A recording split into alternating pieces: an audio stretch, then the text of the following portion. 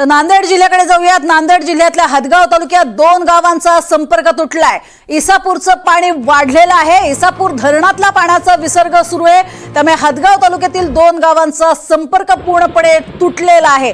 मनूर, इरापूर या गावांचा संपर्क तुटलाय। गाव आणि गावकरी सुरक्षित आहेत अशी माहिती सध्या जिल्हा प्रशासनाने दिली आहे, कारण पाणी वेगाने गावामध्ये शिरतंय, त्यामुळे घराघरामध्ये पाणी शिरताना सुद्धा पाहायला मिळतंय।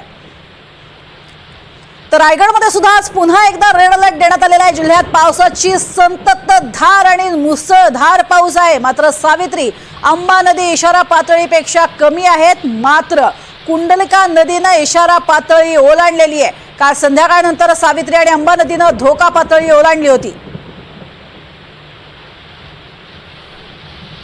भारतीय हवामान खात्याने रायगड जिल्ह्याला रेड अलर्ट जाहीर केल्यानंतर मागील 3 दिवस सातत्याने कोसळत असलेल्या पावसाने माणगाव परिसर सुद्धा जलमय झालेला आहे। आता आपण माणगाव मधील रेल्वे स्टेशन या परिसरात आहोत।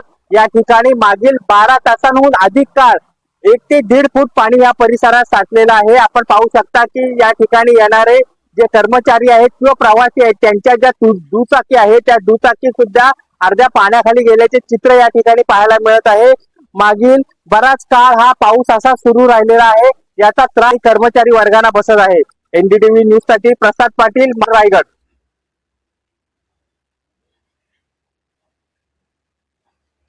धुवाधार पाऊस कोसळतोय। सध्या हसनाळ गावामध्ये पूरस्थिती निर्माण झालेली आहे। एनडीआरएफची टीम, एसडीआरएफची टीम या ठिकाणी दाखल झालेली आहे। गावकऱ्यांना सुरक्षितरित्या बाहेर काढले जाते। काल सुद्धा आपण पाहिलं होतं काही गावकऱ्यांचं इथनं सुरक्षित स्थळी स्थलांतर करण्यात आलं होतं, आणि आता सध्या आपण बघतोय एनडीआरएफची टीम दाखल झालेली आहे।